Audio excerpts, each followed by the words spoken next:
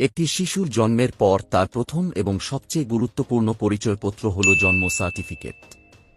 এটি কেবল একটি সরকারি কাগজ নয়, বরং স্কুলে ভর্তি, পাসপোর্ট তৈরি থেকে শুরু করে সরকারি সকল সুযোগ সুবিধা লাভের মূল চাবিকাঠি। খুশির খবর হল, এখন আপনি ঘরে বসেই অনলাইনে এর জন্য আবেদন করতে পারেন। আজকের ভিডিওতে আমি দেখাবো 2026 সালের নতুন নিয়ম অনুযায়ী কিভাবে সঠিক পদ্ধতিতে অনলাইনে জন্ম সার্টিফিকেটের জন্য আবেদন করবেন। পুরো প্রসেসটি স্টেপ বাই স্টেপ বুঝতে ভিডিওটি শেষ পর্যন্ত দেখুন। তবে চলুন ভিডিওটি শুরু করা যাক। প্রথমে গুগল ওপেন করে টাইপ করবেন জন্ম মৃত্যু পোর্টাল। তারপর সার্চ করবেন, সার্চ রেজাল্টে প্রথম যে লিঙ্কটা আসবে সেই লিঙ্কে ক্লিক করবেন। লিঙ্কে ক্লিক করার সঙ্গে সঙ্গে পশ্চিমবঙ্গ সরকারের জন্ম মৃত্যু পোর্টাল ওপেন হয়ে যাবে। এছাড়া এই পোর্টালের লিঙ্ক ভিডিও ডিসক্রিপশনে দেওয়া আছে, লিঙ্কে ক্লিক করে ডাইরেক্ট এই পোর্টালে আসতে পারবেন। পোর্টালে আসার পর সিটিজেন সার্ভিস অপশনে ক্লিক করবেন। তারপর বার্থ অপশনে ক্লিক করবেন।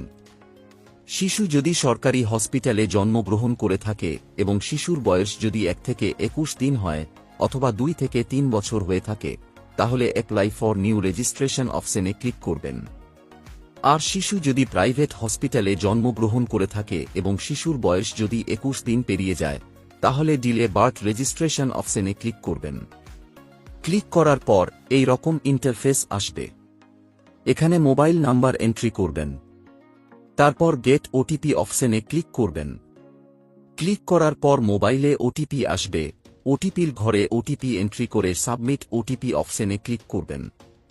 সাবমিট অপশনে ক্লিক করার পর বার্থ রেজিস্ট্রেশন ফর্ম ওপেন হয়ে যাবে। বার্থ রেজিস্ট্রেশন ফর্ম এবং ডিলে বার্থ রেজিস্ট্রেশন ফর্ম দুটি রেজিস্ট্রেশন ফর্মই সেম। তবে ডিলে বার্থ রেজিস্ট্রেশনের ক্ষেত্রে পারমিশন সার্টিফিকেট এবং চালান কপি আপলোড করতে হবে। অনলাইন আবেদন করার আগে সমস্ত ডকুমেন্ট স্ক্যান করে রাখবেন। প্রথমে লিগ্যাল ইনফরমেশন সেকশনে আসবেন। শিশু হাসপাতালে জন্মেছে না বাড়িতে জন্মেছে তা সিলেক্ট করবেন। এখানে স্টেটের নাম সিলেক্ট করবেন। তারপর ডিস্ট্রিক্ট সিলেক্ট করবেন। ডিস্ট্রিক্ট সিলেক্ট করার পর এরিয়া সিলেক্ট করবেন, ব্লক না মিউনিসিপ্যালিটি। তারপর ব্লক অথবা মিউনিসিপ্যালিটির নাম সিলেক্ট করবেন। তারপর এখানে হসপিটাল টাইপ সিলেক্ট করবেন। সরকারি হসপিটাল না প্রাইভেট হসপিটাল তা সিলেক্ট করবেন। সিলেক্ট করার পর এখানে হসপিটালের নাম সিলেক্ট করবেন। তারপর চাইল্ড ইনফরমেশন সেকশনে আসবেন। এখানে শিশুর জন্ম তারিখ এন্ট্রি করবেন। তারপর শিশুর জেন্ডার সিলেক্ট করবেন। জেন্ডার সিলেক্ট করার পর এখানে শিশুর ফার্স্ট নেম এন্ট্রি করবেন। মিডিল নেম থাকলে এখানে এন্ট্রি করবেন এবং এখানে টাইটেল এন্ট্রি করবেন। তারপর এখানে প্রেগন্যান্সি টাইপ সিলেক্ট করবেন, সিঙ্গেল না টুইন্স। তারপর ফাদার্স ইনফরমেশন সেকশনে আসবেন।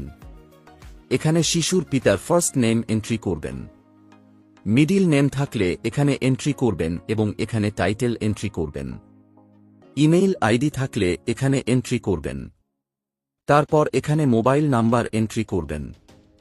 তারপর এখানে আইডি প্রুফ সিলেক্ট করবেন, যেমন Aadhaar card, voter card, ration card. ID select করার পর এখানে আইডি নাম্বার এন্ট্রি করবেন এবং এখানে আইডি প্রুফে স্ক্যান কপি আপলোড করবেন, পিডিএফ বা জেপিজি ফরম্যাটে 250 কেবির মধ্যে। তারপর মাদার্স ইনফরমেশন সেকশনে আসবেন। এখানে শিশুর মাতার প্রথম নাম এন্ট্রি করবেন। মিডিল নেম থাকলে এখানে এন্ট্রি করবেন এবং এখানে টাইটেল এন্ট্রি করবেন। এখানে ইমেইল আইডি এন্ট্রি করবেন যদি থাকে। তারপর এখানে মোবাইল নাম্বার এন্ট্রি করবেন। তারপর এখানে আইডি প্রুফ সিলেক্ট করবেন, যেমন Aadhaar card, voter card, ration card. ID select করার পর এখানে আইডি নাম্বার এন্ট্রি করবেন এবং এখানে আইডি প্রুফে স্ক্যান কপি আপলোড করবেন, পিডিএফ বা জেপিজি ফরম্যাটে 250 কেবির মধ্যে। মাতৃমা আইডি নাম্বার থাকলে এখানে এন্ট্রি করবেন, না থাকলে ফাঁকা রেখে দেবেন।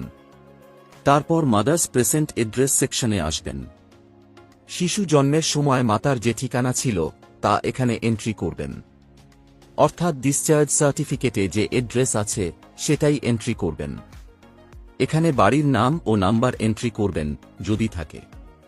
না থাকলে গ্রামের নাম বা পাড়ার নাম এন্ট্রি করবেন। তারপর এখানে হাউস নাম্বার এন্ট্রি করবেন। এখানে রাস্তার নাম বা পাড়ার নাম এন্ট্রি করবেন। তারপর এখানে পোস্ট অফিসের নাম এন্ট্রি করবেন। পোস্ট অফিসের নাম এন্ট্রি করার পর এখানে পোস্টাল পিনকোড এন্ট্রি করবেন। তারপর এখানে রাজ্যের নাম সিলেক্ট করবেন। সিলেক্ট করার পর ডিস্ট্রিক্ট সিলেক্ট করবেন। ডিস্ট্রিক্ট সিলেক্ট করার পর এরিয়া সিলেক্ট করবেন, ব্লক না মিউনিসিপ্যালিটি।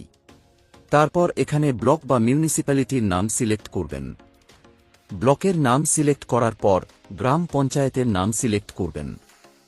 গ্রাম পঞ্চায়েতের নাম সিলেক্ট করার পর গ্রামের নাম সিলেক্ট করবেন। তারপর পার্মানেন্ট অ্যাড্রেস ডিটেলস সেকশনে আসবেন। যদি পার্মানেন্ট অ্যাড্রেস এবং প্রেজেন্ট অ্যাড্রেস সেম হয় তাহলে এখানে টিক মার্ক দেবেন। পার্মানেন্ট অ্যাড্রেস এবং প্রেজেন্ট অ্যাড্রেস যদি আলাদা আলাদা হয় তাহলে অ্যাড্রেস ডিটেলস ম্যানুয়ালি এন্ট্রি করতে হবে। তারপর স্ট্যাটিস্টিক্যাল ইনফরমেশন সেকশনে আসবেন। এখানে রিলিজিয়ন সিলেক্ট করবেন, হিন্দু, মুসলিম, খ্রিস্টান। আপনার যেটা হবে সেটা সিলেক্ট করবেন। তারপর শিশুর বাবার শিক্ষাগত যোগ্যতা সিলেক্ট করবেন।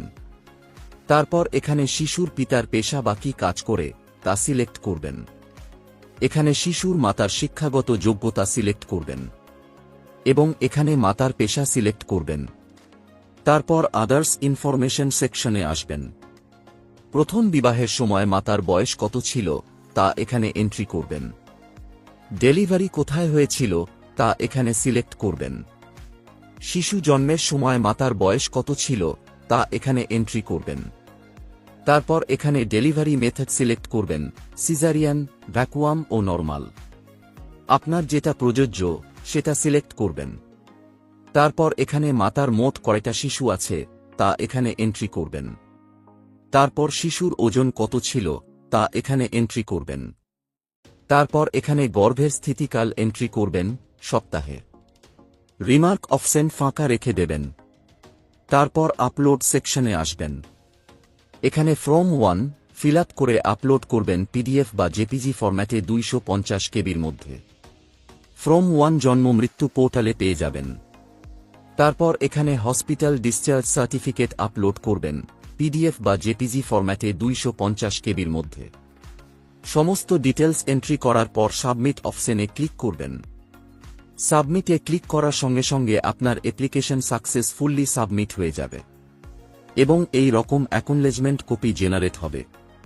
এটাকে ডাউনলোড বা প্রিন্ট আউট করে নেবেন। অ্যাপ্লিকেশন সাবমিট করার 1 থেকে 3 মাসের মধ্যে অ্যাপ্লিকেশন অ্যাপ্রুভ হয়ে যাবে।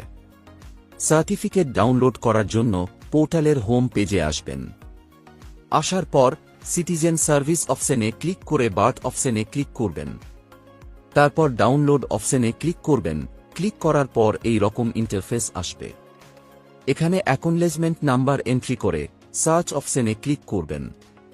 সার্চ অপশনে ক্লিক করার পর রেজিস্টার মোবাইলে ওটিপি আসবে। ওটিপির ঘরে ওটিপি এন্ট্রি করে সাবমিট অপশনে ক্লিক করবেন। সাবমিটে ক্লিক করার পর ডাউনলোড অপশনে ক্লিক করবেন। ডাউনলোড অপশনে ক্লিক করার সঙ্গে সঙ্গে আপনার বার্থ সার্টিফিকেট ডাউনলোড হয়ে যাবে। আশা করি এই ভিডিওটির মাধ্যমে আপনাদের জন্ম সার্টিফিকেটের জন্য অনলাইন আবেদন পদ্ধতি স্টেপ বাই স্টেপ বোঝাতে পেরেছি। যদি আপনারা আরও কিছু জানতে চান বা কোনো প্রশ্ন থাকে তাহলে নিচে কমেন্ট বক্সে কমেন্ট করতে ভুলবেন না। ভিডিওটি যদি ভালো লেগে থাকে তাহলে লাইক, শেয়ার এবং চ্যানেলকে সাবস্ক্রাইব করতে ভুলবেন না। এই ভিডিওটি এতক্ষণ দেখার জন্য আপনাকে অসংখ্য ধন্যবাদ।